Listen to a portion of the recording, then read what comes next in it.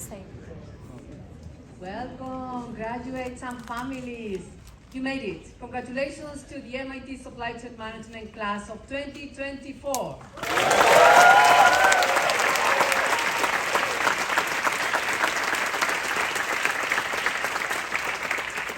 I am Maria Jesus Sáenz, the Executive Director of the Master Program. Why did you come to MIT? I am sure that you have asked this question many times. The MIT community is driven by a shared purpose, to make a better world through education, research, and innovation. Taken directly from MIT, we are fun, quirky, elite, but not elitist, inventive and artistic, obsessed with numbers, and welcome to talented people, regardless of where they come from. We are profoundly global. These are core values that drive our master programs. This is why we aim to develop world-class leaders in supply chain management with the innovative educational from MIT. But you have to customize all these core values to your own ones and remain true to your values as they form the foundation and direction of your professional journey. We trust that your experiences at MIT have deepened and enriched your core principles. We came to MIT, you came to MIT, to learn by challenging yourself and by providing the best for you. Do you remember when I told you that you were going to be challenged?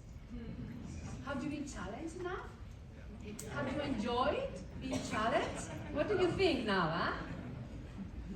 As you step into the next chapter of your journey, embrace the challenges ahead with open eyes.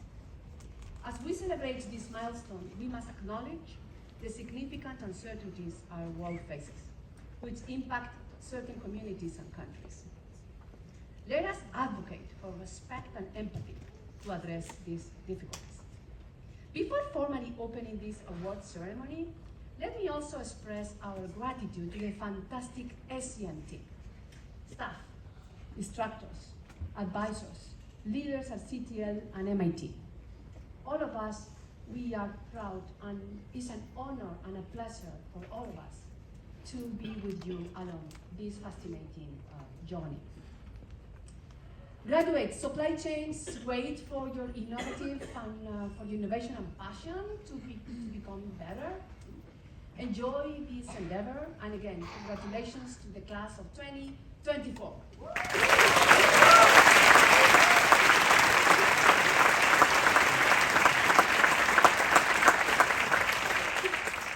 Let me introduce you to our guest speaker, Dr. Edgar Blanco. He is the Vice President of Supply Chain Strategy at Walmart. He got his Master and PhD in Industrial Engineering from Georgia Tech. Edgar is a close friend of MIT CTL since he has spent more than 10 fruitful years with us conducting research around network design and last mile delivery. He has also held senior executive positions at Amazon, becoming the worldwide sustainability leader for net zero carbon, just before joining Walmart in 2022 for his current position leading supply chain strategy. Please join me in welcoming Dr. Edgar Blanco.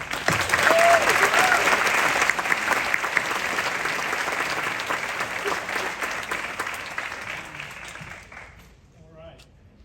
Good morning, everyone. Can you hear me in the back? Yes. So, good morning. Jesus, Yoshi, thank you for inviting me this morning. It's a true privilege to be here talking to all of you on kind of this special day. I have a bunch of things to say. People that know me know that I'm really bad with time. So I'll do my best to stay within by half an hour. And it's allotted. Yes. No, that's what they put me first, usually. Make sure I stay on track. No, but really, as I was thinking what to say and how to share this special day with you, I had like many thoughts. One was a bunch of jokes that I'm not that funny. So like sometimes I'm funny, but not that crap whole speech. I thought about artificial intelligence. That's kind of a very trendy topic. I can speak for hours about my thoughts about that, but no one wants a lecture as the last speech, of the day. I thought, of course, about Amazon and Walmart. I've worked at both great companies, great titans in supply chain trying to dominate the world in their own way. And I started that way, but then lawyers had to get involved. And then when lawyers get involved, the speech is not fun. So we can take that for whole week conversation. And then I was talking to Claudia, my wife, that's sitting right there, taping me to give me some feedback later on how can I do better, on what to share and how to share. And she made me realize that if I were where you are now, you may want to hear some personal stuff, some personal beliefs, some personal thoughts, the things I'm terrible at. Because I'm a great engineer, I love logistics, I can talk about boxes, trucks, warehouses, as much as you want. But when you tell me talk about what you think, feel, believe, it's hard. I'm a very introvert person. So it's very uncomfortable for me to even say I'm gonna talk about what I believe, love, or try to do with my life. But I'll do my best. And I will be an engineer, so I'm gonna talk about 5 things only. And I'll be enumerating them so you don't get lost as I go through them. Let's see how it goes. But these are the 5 things that I believe I have reflected on my journey, and I decided to share with you today. The first, I think it was mentioned by Maria, but it's something I truly, truly live by. Be passionate about whatever you decide. When you're passionate, you just give the best. And when you give the best, you just have more fun. And that is easier said than done. And I'll kind of walk you through some of those things in my own life. But passion is one of those things that I just never compromise. Doesn't matter what I do, doesn't matter where I am. Passion first, in some way. Second is this, what I'm doing now. Super uncomfortable. When I'm uncomfortable, I'm growing. Every time you find yourself in very unique, uncomfortable situations, that actually is a sign of growth. Change is uncomfortable. Learning is uncomfortable. Relationships are uncomfortable. And all those you should embrace, because that's when you embrace that uncomfort, you're trying to become better, and you're growing. And I think that will be something that also I'll share a bit more. Third, and this is going to be the hardest for all of you MIT graduates and Georgia Tech graduates as well. Be humble. This is an elite university. You are surrounded by elite people, and you tend to believe that you are great and you're better than the rest. You are not. You're not worse than the rest, but you're not better than anyone. And everyone can teach you something, and you should let them teach you. Listen to people. When you listen to people, you learn from them, and also you can help them grow as well. So humbleness is one thing that I have to always work, because I had the privilege to study in great universities. I have been in great organizations. So when I go to a place, I think I know everything. And that is one of the big things that I also advise you to be aware and reflect. And fourth, it's about success. When I was younger, I measured success either in titles or salary. And again, it's not bad to have a great title. It's not bad to have a great salary. But success is not any of those. Success is about the journey, the people you meet, the people that you work along, the people that love you, the people you love along that journey. And that's what really success is about. That's for me so emotional to be here, because part of my success is that we work with a lot of people that are sitting here in front of this podium. It's people that have helped me. Jared, for example, was the one who recommended me to come to MIT in the first place. And that opened many doors for me over time. And my success is thanks to Jared. Yossi gave me a lot of opportunities when I was here. Launching a center, leading an academic program, when I have never done. I'm not sure if I did that well, but I tried. I definitely did it with passion, but that success and that growth was thanks to Yossi. Same in Amazon, same in Walmart, same everywhere I've been. Success is the journey of the people that help you get wherever you land, and how you have enjoyed that journey. Those are four. There's one missing that I will leave towards the end. So let me kind of maybe share a couple of things that illustrate how these four things have shaped my life. I was born in Colombia, normal family, nothing special, middle class. I wish I could tell you I had this vision of logistics when I was 10 years old. I envisioned myself that, none of that.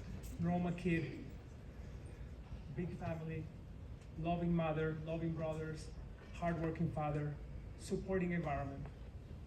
I was just normal, mostly normal, except for one thing. I love to study.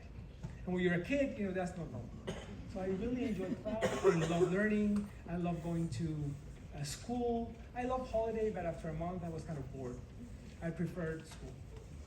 My mind was kind of shaped to be analytical, so these things that get people trouble, like math and chemistry and physics, I just came natural to me. So I just pour myself into those and just keep doing it and doing it with all this passion. Again, not normal for a kid. That then allowed me to go to a great university in Colombia. I met people there, faculty that have come from the US, and I did not know what a PhD was. I just knew that people came with big degrees and gave great lectures. I've met these great professors that have written books that I've only seen. I said, I want to do that. And I applied to university, went to Georgia Tech, got my PhD. I was ready to go back to Colombia to teach because that's what I had thought I was going to do. And that felt too comfortable. I could go back, be a professor. That's what I had thought I was going to do. But I came here and I learned about logistics, learned about all the great things that were happening around the world. Computers were coming to age. And I made a really hard decision of not going back to Colombia. Staying here in the US, working, by the way, taking a lot of debt for not going back to Colombia. I had a loan. So it was not a great financial decision at the time. It was all about, this is a unique time for me to experience this new world of technology. Talk about 90, 98, 99, when the cloud was not there yet. Actually, Jared and I worked in that company as well. And it was a fantastic experience, even though the company went under. So 3 years later, the company went under. I had no money, no visa, no job. And I could go back to Colombia, take the easy route out. But now I just already started this journey. You never had those chances again to stay here in the US. Took another job, started becoming a manager, working with teams. Up to then, I was a single contributor, or someone that was doing the work. But when I took the next job in technology, I started leading a team. And that was so rewarding. Working with others, hiring them, sometimes letting them go. Finding how to truly delegate and be better as a team. Not something that I'm sure how many of you have done it, but it's something that no one can really teach you to do. You have to try it, you have to learn, and some of us are bad at it, some of us are better at it, some of us are great at it. And you cannot find that until you try it. Again, being an introvert makes that pretty hard because you have to talk to people all the time. But I took those chances and those have paid off. And when I was kind of picking up, that company was bought. They offered me a great job in California. And then UOC offered me a job at MIT. Half the pay, double the work. So naturally I said yes. Who will not say yes to come to one of the great institutions in the world, even for half the pay, double the work? Because I was not here for that. I was here because I wanted to continue to become better at whatever I was. And if I love logistics and I love technology, it was the best place to be than MIT. I came here for a 2-year appointment, ended up becoming 10 years. and flew around the world, worked with great leaders, was again very much humbled. When you work along brilliant people, you realize how little you know. But that inspires me, not diminishes me. And I hope it inspires you and diminishes you. It doesn't diminish you. It inspires you to be better and to admire people that are better than you and just kind of help them become even better with whatever you do. And I think that's one of the greatest learnings I've had in those kind of initial years when I was really still believing I was really good. But I think I'm kind of more above average. But I'm good at working with great people. And I think that is something that I excel at, on getting the best out of people that I work with, even if they're much better than I. And I think that's something that you should aspire to do. Look for better people than you all the time to work alongside and help them become better. And they will help you become better. Maybe they will grow more than you or grow less, doesn't matter. It's just that experience of being around the best people you can be is what really makes me at least better and has made my journey very, very fulfilling. I cannot talk a lot about what I did at Amazon, except that I took one of the hardest jobs I've ever had. I've been always worked with teams of 50 people, working with a team of 1,000 people, leading thousands of people around the world that you don't know by name. It's very hard, especially if they're around the world and you have to travel, you have to inspire them, you have to mentor them. It's a very different experience. But it's something that I encourage you to try. I tried, I did okay, I did not love it, but I will do it again. Because that learned me how to communicate in a simpler way. When you work and try to move a team of thousands of people, it's not what you know, it's how you get to them. How do you get them to believe in what you're trying to achieve as a leader? And all of you are going to become leaders of big teams. You cannot talk to 1,000 people one-on-one. You need to be very conscious about what you do, conscious about how you speak, how you deliver messages, what's important for them to hear from you. That is something that all of you are going to learn the hard way. You're going to make tons of mistakes. I did tons of mistakes. All of them, I had people that helped me recover from them, and me forgive me about those. Again, when you're not humble, like most of us are not at this stage, you give yourself a very hard time, but it's okay. You'll be okay on the other end, and the mistakes will be massive and impactful as you grow in your career. Be humble, ask for help.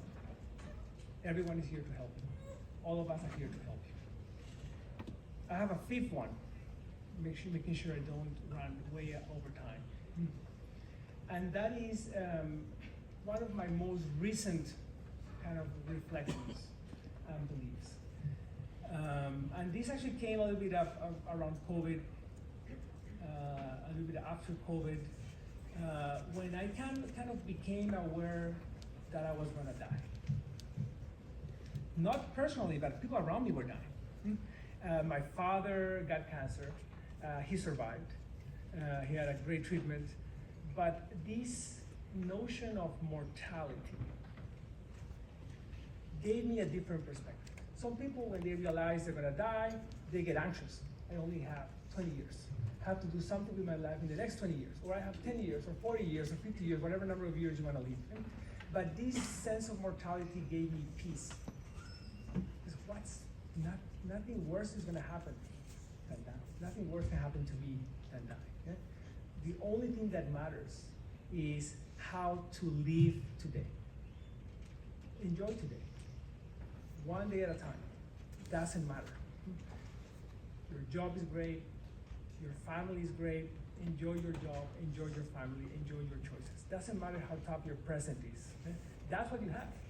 And tomorrow, who knows? And that's kind of weird for someone that works in logistics, and I spend all my time in the future, planning about the future.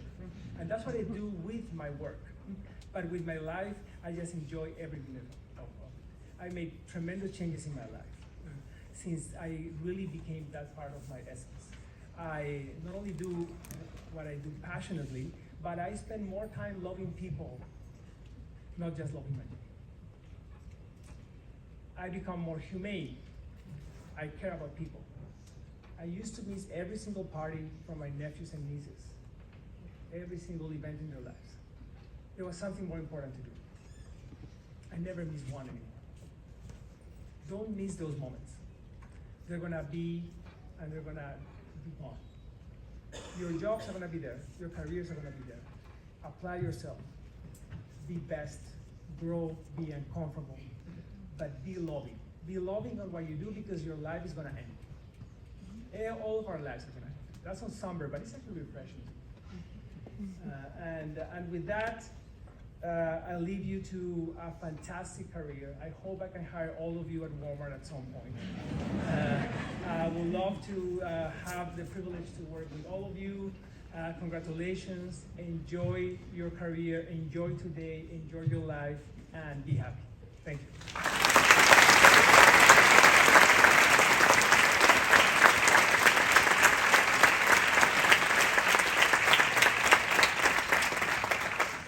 Thank you so much, Edgar. That was a wonderful speech, and you did great on time. All right, next up is our leadership acknowledgement. So for those of you who don't know me, my name is Marin Axe. I'm the academic administrator for the SEM program, and I've had the privilege of ushering all of these students through our program from beginning to end. So we would like to thank all of the students who served in a leadership capacity in the class of 2024. So these individuals went above and beyond to build a unique and supportive community while balancing their academic and personal commitments. Student leaders, please stand and be recognized.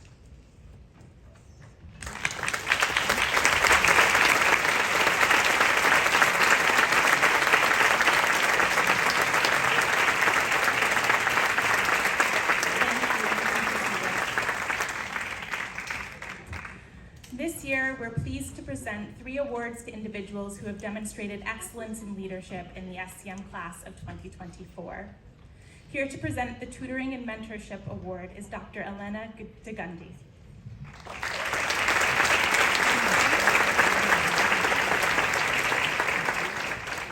Thank you very much, Mary. Thank you, Maria, also. Candidates for this award devoted their time and resources to support their classmates, providing tutoring, leading study groups, or simply offering a voice of reason. The residential awardee is Troy Eager.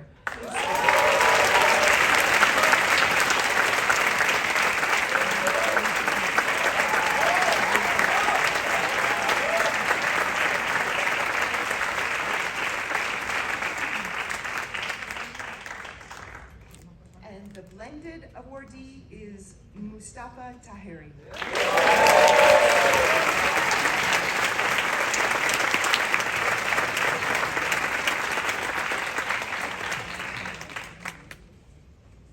Thank you both. Thank you, Elena. All right, next is the Class Spirit and Community Development Award. Candidates for this award went above and beyond in bringing the class together and helped to define the SEM community. They were integral in planning events and executing ideas. The residential awardee is AJ Shaw.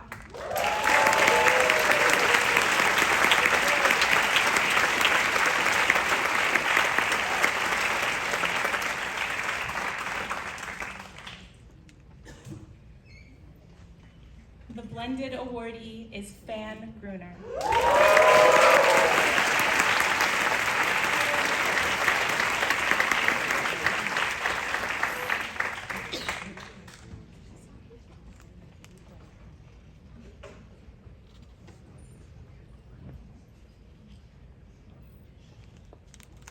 All right.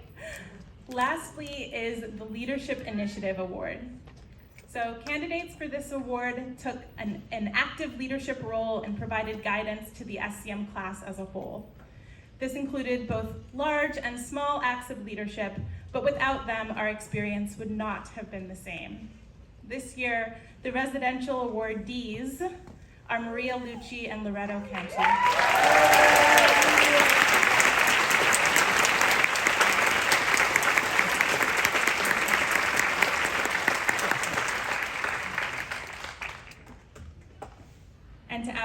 nobody's surprised in the class, the blended awardee is Elizabeth Marchowski.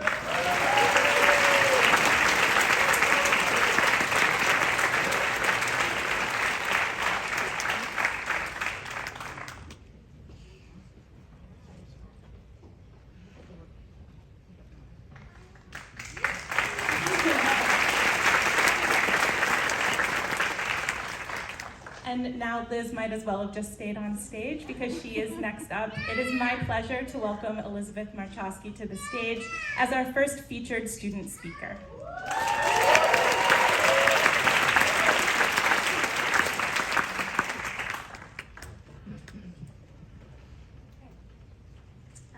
Thank you, Maren, for that introduction. And thank you to the students, families, and faculty. It's been a pleasure to welcome you all to our graduation day, which is shaping up to be a beautiful day, and an absolute honor to be standing here in front of you. My name is Elizabeth Marchowski, and I arrived at MIT approximately 6 months ago on January 3rd as part of the blended cohort. It is incredible how quickly these months have gone by, and I cannot believe this day is here. But I did not start my journey on January 3rd. In fact, I have been imagining and planning for this day for years, as I know many of us have. We've all had our own individual journeys to get here, and I want to take this opportunity to reflect on and tell you about my own personal journey. So let me take you back to everyone's favorite year, 2020. I was 26 years old, though telling everyone I was 25 because COVID didn't make age count. You could say I was experiencing what you call a quarter life crisis. I had been working and in my role for about 2 years and was doing well, minus the pandemic. But I wasn't feeling challenged. I knew I wanted to progress in my career and feared I would be stuck if I didn't make a change.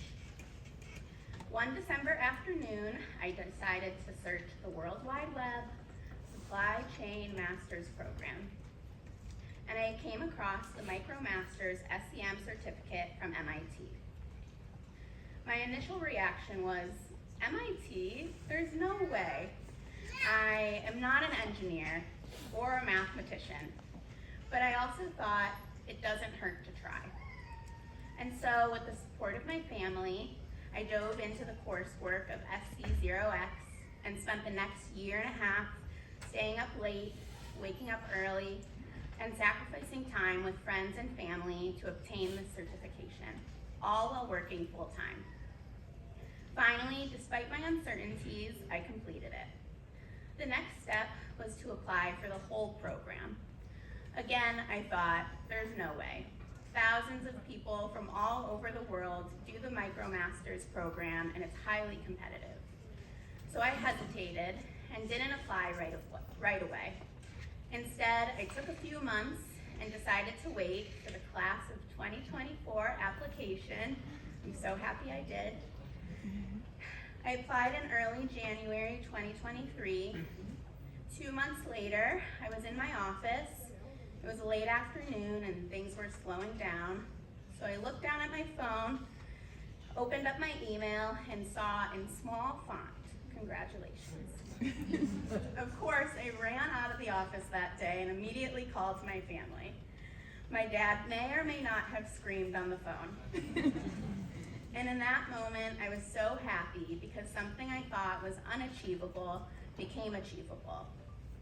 And it shows that 1, it never hurts to try, and 2, that hard work does pay off. I know that each of us have had our own unique journey that brought us to this point. Some of you learned about this program in undergrad from your company, a friend, a mentor, and have known for some time that it was a possibility. Despite our differences, we all had 2 things in common. 1, when we received that acceptance letter, each one of us were overwhelmed with joy. And 2, we couldn't have done it without our support systems, our families, our friends, mentors, and peers. They have been our pillars of strength and motivation, and we owe them a debt of gratitude. With the support of our community back home and our acceptance letters in tow, all of us embarked on a new chapter. Maybe you traveled across the world to be here, moved your family to a new country, a new city. Maybe you moved a couple of states over. Maybe you arrived 9 months ago, or maybe 6. Some of us maybe thought we were still imposters, but the exciting thing is that I don't think any of us knew that the best was yet to come.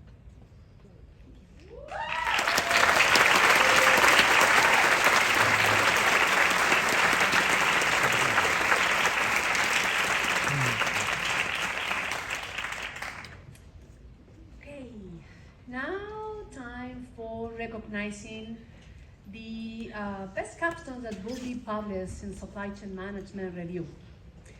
You know that as part of our effort to disseminate the innovation results and provide visibility on the impact of your work, the students were able to optionally participate in this competition with their capstone project to select the best that will be published in the well-recognized magazine Supply Chain Management Review.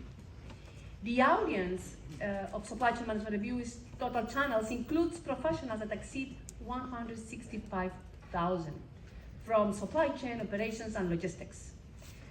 The winners do not receive a physical award, but instead, their innovative work will be published in Supply Chain Management World to see. If your name and capstone are mentioned in these slides, please stand up so we can acknowledge your recognition, and then we will offer a round of applause. These are the first 6 projects that will be published in Supply Chain Management Review. Here we go. Then please stand up if your name is here.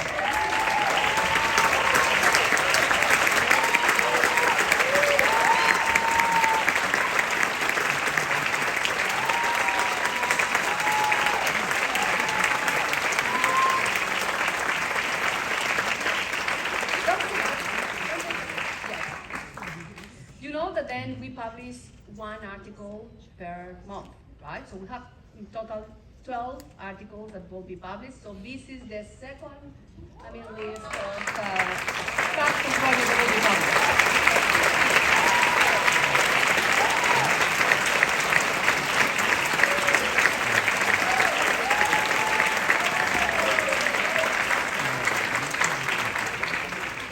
Congratulations to the graduates, congratulations to the advisors. You did a fantastic job. Thank you very much. Now, Justin.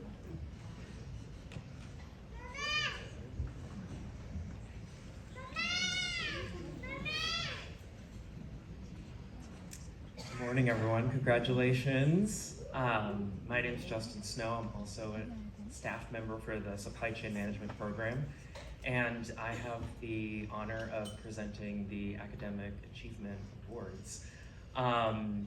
You are all the best of the best. We've laughed, we've cried, we've danced to Latin music on various forms of transportation.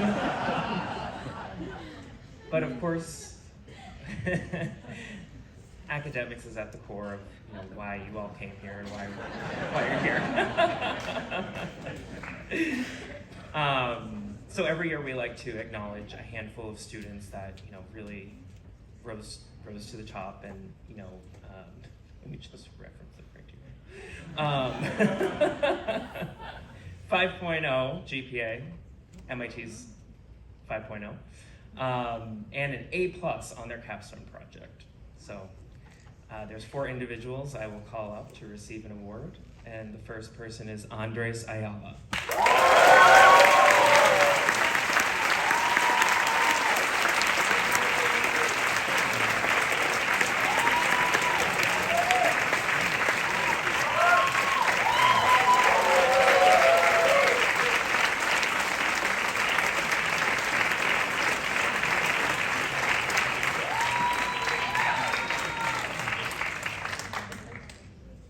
And the next person is Shantanu Bhaviskar.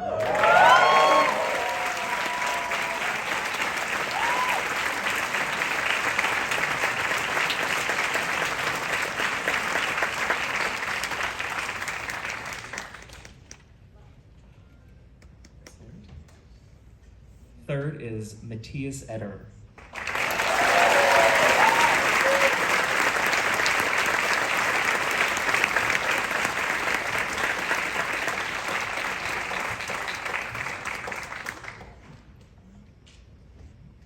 And last but not least, Kevin Jacou.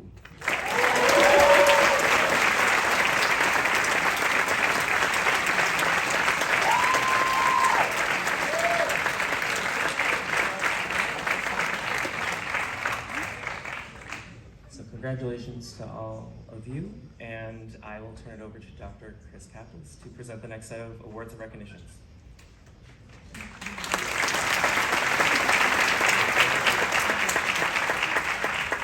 Hi, everybody.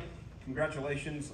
I'm Chris Kaplis, and I'm the Executive Director here, and I'm honored to present two separate recognitions today. The Jonathan Burns Prizes and the MIT CTL Military Fellows. So first, the Jonathan Burns Prizes for Academic Distinction and Leadership. Dr. Jonathan Burns was a cornerstone of the MIT Supply Chain Management Program. He was one of the 3 original instructors who taught supply chain strategy here for over 30 years and reached over 2,000 people. His impact was huge. I can attest to this because I was in his second class as a PhD student in 1992. And I cannot think of the word, to this day, strategy, without thinking of Jonathan Burns. He's had that impact across the industry. Sadly, Jonathan passed away earlier this spring after a long fight with cancer. This is the first class of SCM in 25 years that will not have known Jonathan personally. He taught every single class. It's a shame, but his legacy lives on in these prizes. So, created in 2021, the Jonathan Burns Prizes are awarded each spring to one residential and one blended student who demonstrates, in Jonathan's words, quote, both a strong academic record, but not necessarily the strongest, linked with a strong contribution to student life. So leadership to Jonathan was just as important as academics. And this is what he manifested with his life, and that's what lives on in the spirit of these awards. So please join me in congratulating the 2 2024 Jonathan Burns Prizes for Academic Distinction and Leadership, Andre Ayala.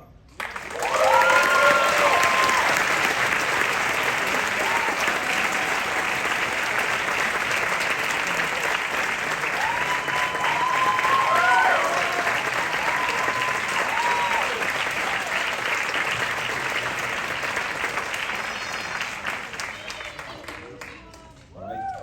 And the second award goes to Matthias Eder.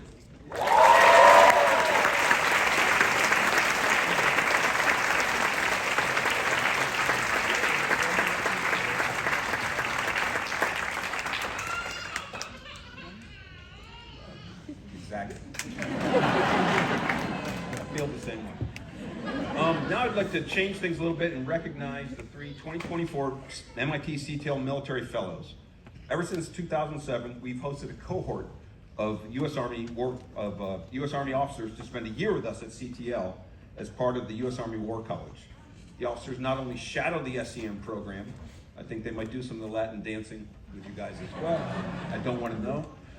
They take several classes, they complete a strategic research project similar to your capstone, and they also serve as ambassadors of the U.S. military and informal mentors to some of the SCM students. I think it's very important for all the SCM students to be exposed to military officers in this setting. Equally, it's very important for the colonels to be exposed to this incredible, talented, global set of supply chain management students. So I believe the learning goes both ways. So please join me in congratulating this year's military fellows. You guys can all come up at the same time. Lieutenant Colonel Shannon Vigoramo, Lieutenant Colonel Christopher Richardson, Lieutenant Colonel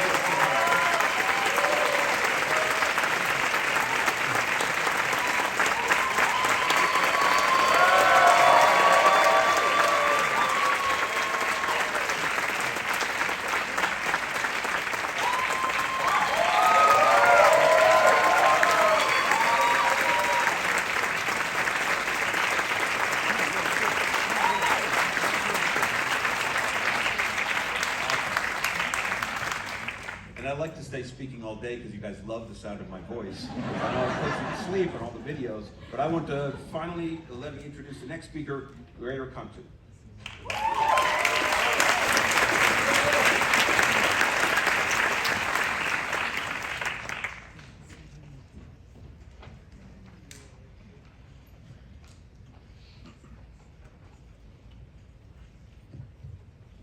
Sorry. Can you hear me?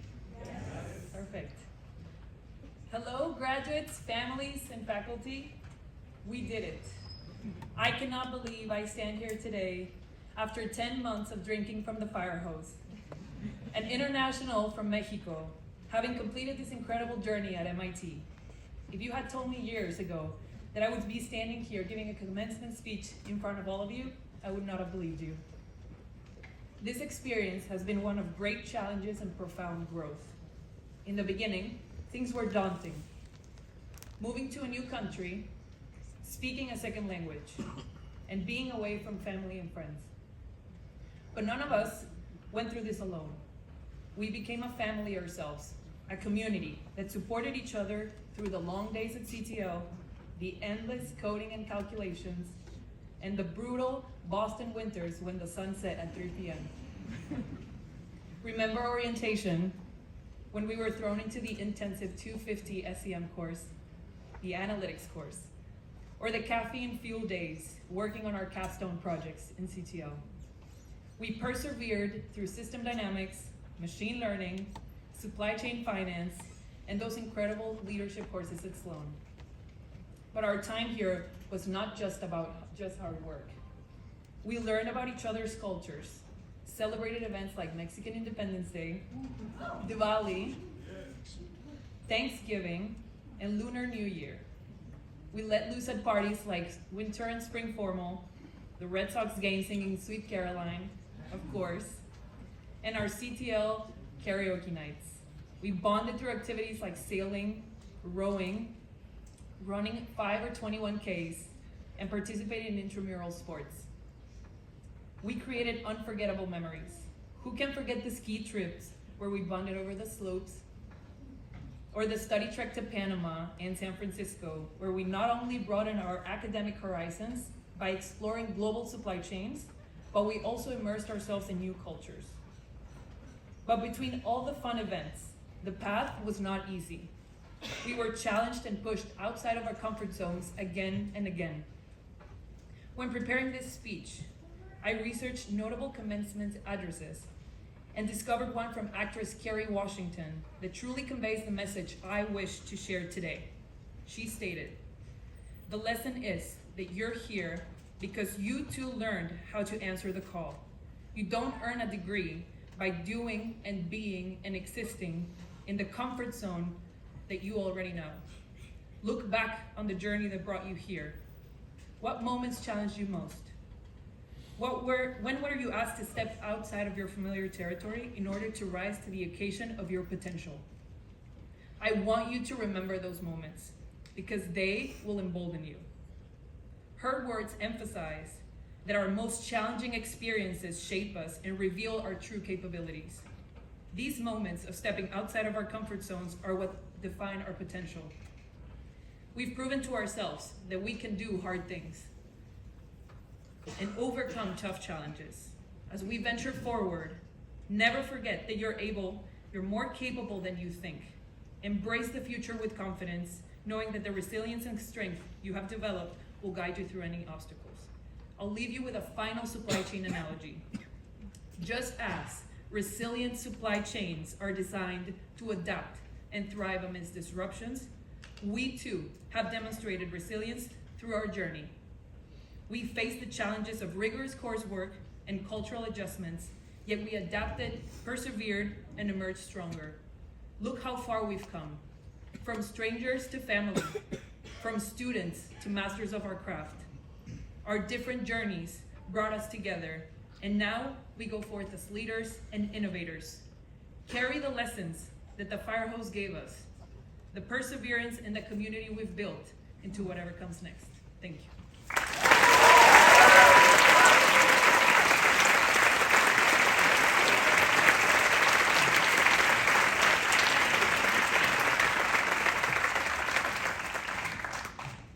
This is great, so emotional, right? I love it. So now let's recognize the best projects, the best capstones projects, not only the 12 that then are going to be published, but now the 3 best. We count for this on the individual assistance and expertise of the supply chain management executives who are an integral part of the Council of Supply Chain Management Professionals, especially the New England Roundtable. Thanks for your collaboration throughout all these years, and particularly the members of the jury for the neutral assessment for selecting these 3 projects. As representative of the CSCMP today, we have Gustav Kambada, Senior VP for Sales at U.S. Bank Freight Payment. I invite him to the stage.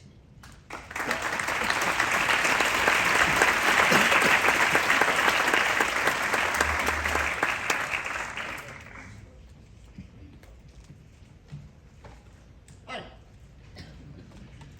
Well, thanks for the introduction and good morning, everyone. Congratulations on your pending graduation and for the challenge you've accepted by pursuing a career in supply chain. The world definitely needs you. So we'll go there. So a little bit about what is CSCMP. It stands for the Council of Supply Chain Management Professionals, and our mission is to advance the supply chain profession by connecting, developing, and educating the world's logistics and supply chain management professionals throughout the careers. Founded in 1963, it is a nonprofit based in the US, but with members in over 70 countries, with 44 active roundtables globally, the New England Roundtable being one of them. We are dedicated to the promotion and dissemination of research and knowledge about supply chain management with a specific mission of helping students and young professionals learn and advance their career. If there are 2 pieces of advice I can give you, they are continue to be a lifelong learner. It's something I learned from my father very early on. He retired from Columbia Presbyterian many years ago. He still audits a course at Columbia University, won a semester, and he's 93 years old. And develop your network of contacts. Can't say enough about that. I'd say about 90% of my employment history came through my network. And you can do both of these by becoming a member of CSCMP. I've learned much from my CSCMP peers through their diverse backgrounds and work experience. I also recommend you get involved, as I have, with a local roundtable wherever you land in the coming year. It helped me generate more business opportunities as well. So the New England Roundtable has cross-promoted events with MIT for quite some time and provided the judges for the capstone competition for over the past 7 years. This year's judges in current roles are David Jacoby, President of Supply Chain Management Consultancy, Boston Strategies International, and founder of software and analytics provider RevChain. Bob Holland, Head of Supply Chain Management, North America at Young Bunzlauer, and is an MIT graduate.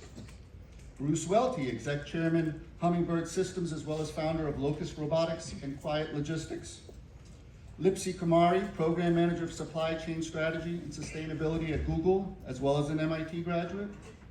Louis Fraser, Managing Partner, HLM Family Limited Partnership. Matt Castanino, Specialist in Fulfillment and Distribution Operations.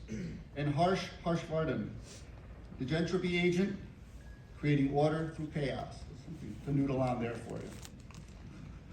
These thought leaders reviewed capstone projects from 6 finalists. The finalist topics were, a little bit of scoring methodology, categories, self-explanatory. And they are, I'll read the capstone projects: demand forecasting for oil and gas drilling bits, advancing supplier management and category excellence using OpenAI and J&J Global Procurement, supply chain emissions hotspot analysis, fresher food supply, developing a pick to zero model for produce DCs, efficient drop trailer management in a volatile network and innovative approach, and demand sensing using e-commerce B's transactional data leveraging advanced ML. I too read them and found the breadth and depth of these studies fascinating. Hats off to all of you for the effort undertaken. As for the 6 finalists, the scores were very close, which is a testament to the talent pool in this room. So, honorable mention goes to Miguel and Diego for their capstone project, Demand Sensing.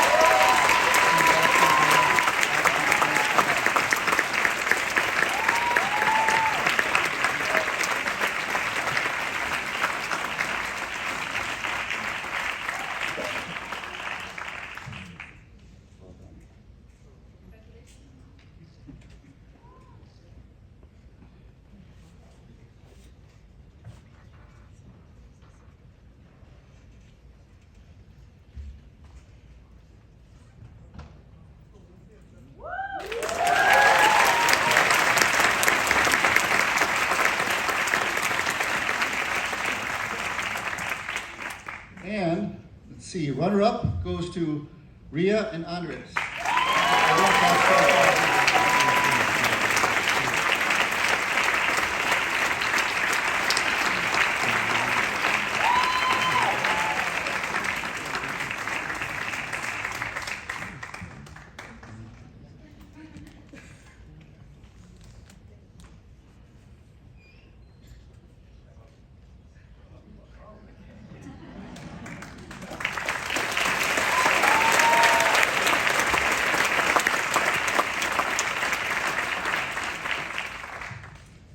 And the award for Best Capstone Project goes to Shantanu and Kaya.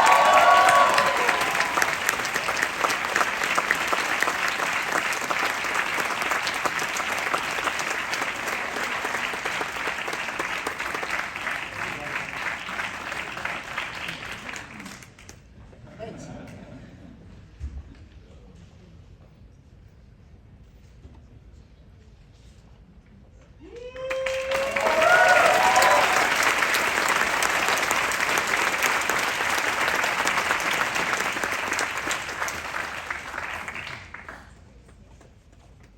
All right, next up we have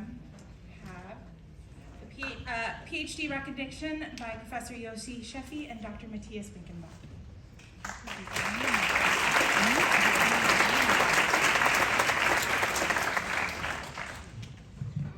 So I'm here basically just to introduce Matthias. Mostly I work with Jonas when he came as a, can I say, frightened student to MIT to do his master with me. But I realized very quickly he's good. He's in fact very good. So somehow we convinced him to stay for a PhD. And then he wanted to work with Matthias. I still don't understand it. But he reads Matthias ran him through a PhD program.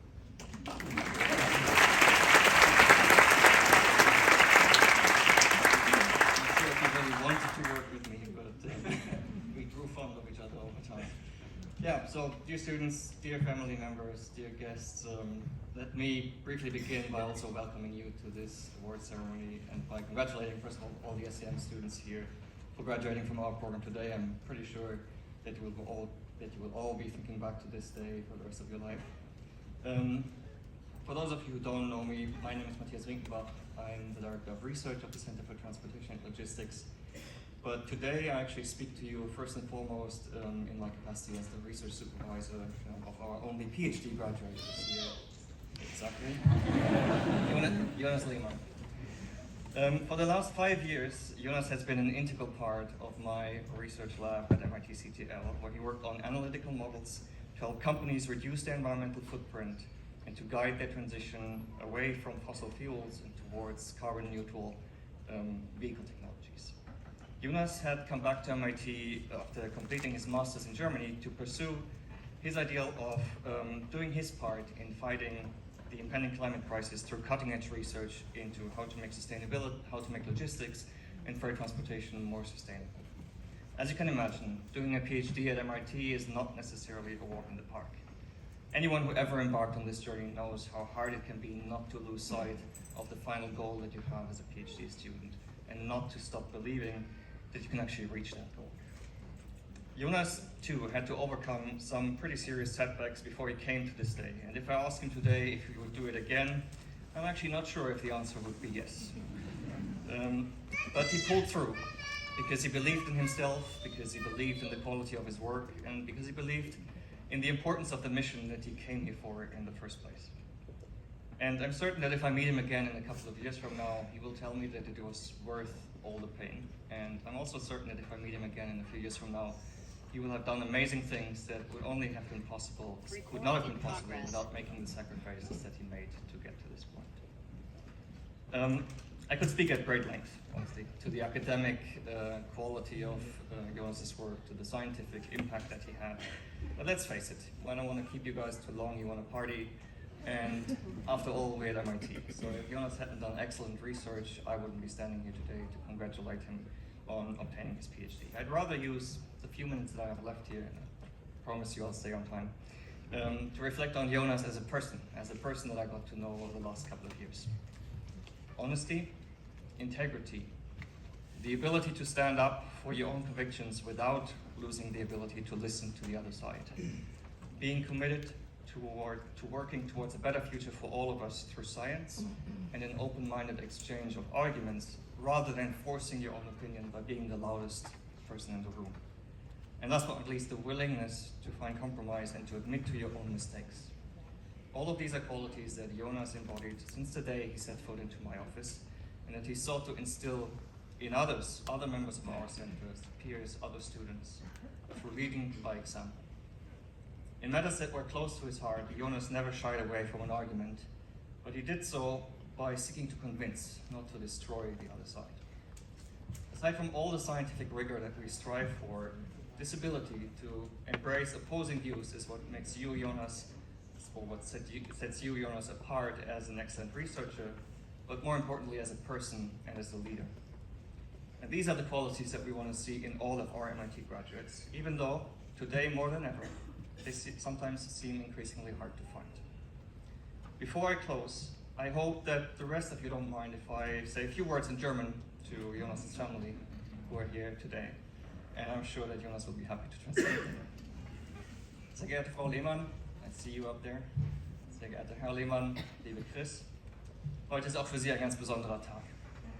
Klar, die Arbeit, für die Jonas heute seinen Abschluss bekommt, die hat er ganz alleine verbrochen. Und ich habe größtenteils nur dabei gestanden und zugeschaut. Aber er wäre heute nicht hier ohne Sie. Sie haben einen großartigen Jungen losgezogen. Sie haben ihm beigebracht, das Herz am rechten Fleck zu tragen. Und Sie haben die Opfer erbracht, die unweigerlich damit einhergehen, wenn man sein Kind für viele Jahre ins Ausland schickt. Deshalb möchte ich mich heute bei Ihnen bedanken. Danke, dass Sie Jonas zu dem feinen Kerl gemacht haben, der er heute ist. Danke, dass Sie ihn für uns ein paar Jahre rübergeschickt haben, dass Sie ihn uns ausgeliehen haben. Und danke, dass Sie heute hier sind, um seinen, aber vor allem auch Ihren Erfolg mit uns zu feiern. And with that, please join me all in congratulating Dr. Jonas Jonas.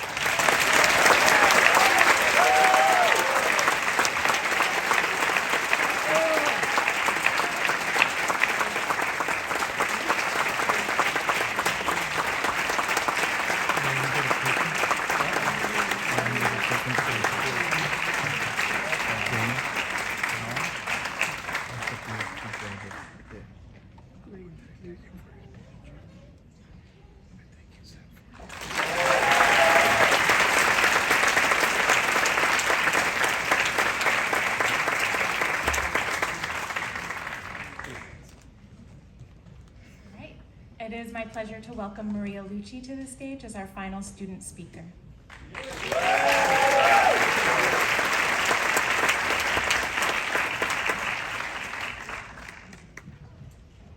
Hi, everyone. All right. Liz shared her journey to the program, reminding everyone that we didn't get here alone.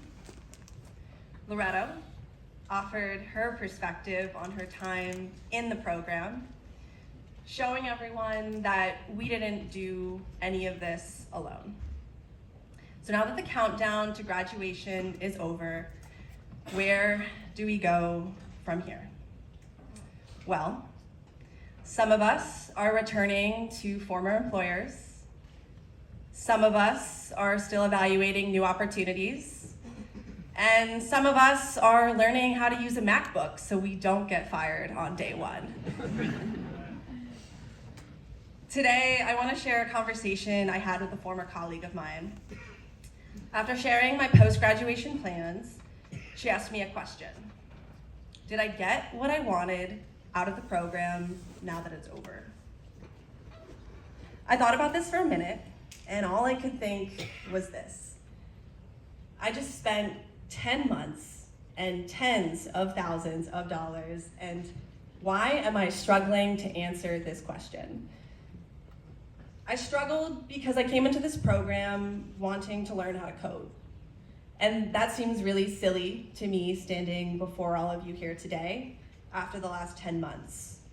And while I now know just enough Python to be dangerous, that isn't what I wanted, or rather, what I needed from the program. So if not coding, what was it that I wanted? Was it what Liz talked about? The late nights reviewing old SC0X material? Or was it the caffeine-fueled days working on our capstone like Loretto had talked about? None of these answers felt right as I tried to formulate a response to my friend. So what I shared instead was this. It was the hours spent supporting classmates in newly long-distance relationships while we reviewed that old SC0X material. It was the hours spent distracting our caffeine-fueled capstone partners, talking about discussions of life and community and our journeys to self-discovery.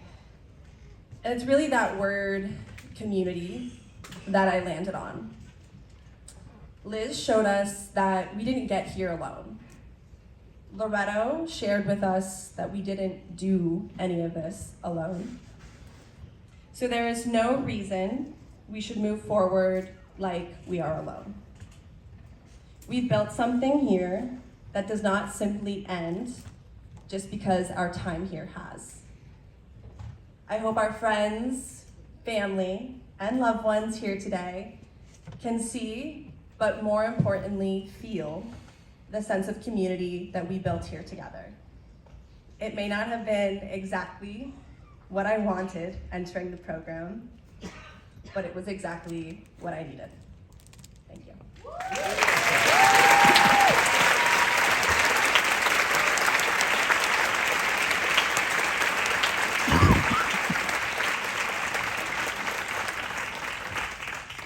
Thank you so much, Maria, for making us all teary-eyed. Next, we will have Professor Yossi Sheffi to say some closing remarks.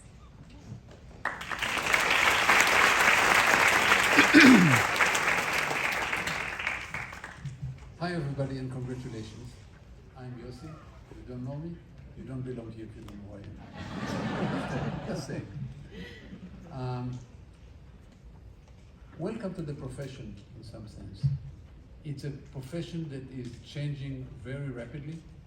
It's a profession that's undergone the last maybe 5 years more change than since it started.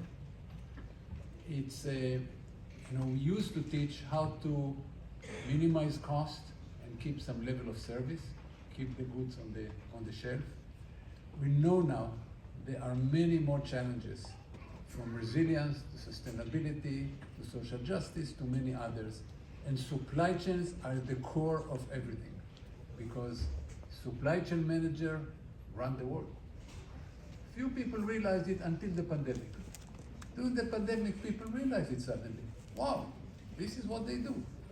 In fact, the funny thing, I wrote my last book because my wife has hundreds of friends, unlike me. The friends were asking her, your husband is a supply chain. What happened in this pandemic? And so, rather than talking to each one of them, would have taken several years. I wrote a book. That was my last book. But what I wanted to do, I'll keep it short. First of all, I wanted all of us to acknowledge the contribution of parents and family and thank him for this. So please join me.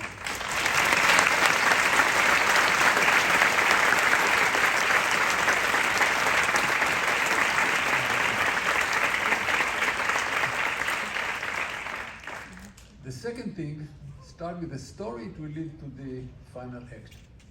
So the story is that I was about 20 years ago, maybe more or less, I was consulting to the board of directors, to the CEO and the board of director of a small company called Walmart. Same Walmart. It was a little smaller then, but still huge. And I found out in the board, these are grown-up people in the board that were captains of industry and others. At the middle, they were all doing the Walmart cheer. What does it mean? You see grown-up people acting like children. They will say, give me a W, give me, and then they switch in the middle and all of it. Now we're doing it here for CTL. So you're now gonna, first of all, stand up.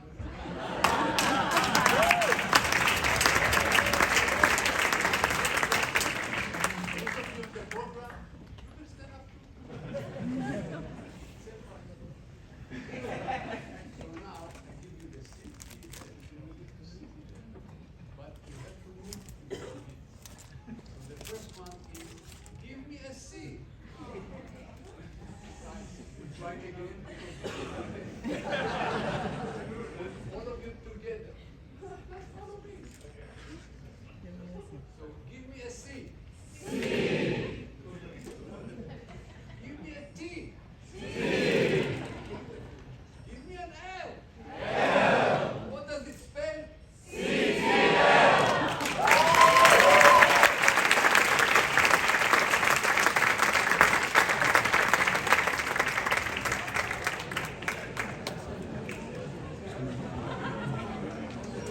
Amazing, Joseph. Friends and families, so we are at the end of this award ceremony. Thanks to all of you for joining us today, and again, our most sincere congratulations for the MIT Master Degree of Applied Science in Supply Chain Management. Please come back to your MIT family, wherever you are, wherever you go, come back to us, because you are a gift to all of us. Congratulations, enjoy your day. Thank you.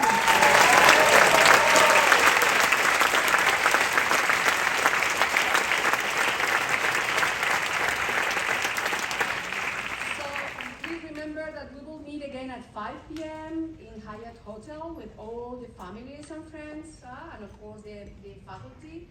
And also please enjoy your lunch, so then you can grab the as when you exit the auditorium. Enjoy, thank you, bye-bye.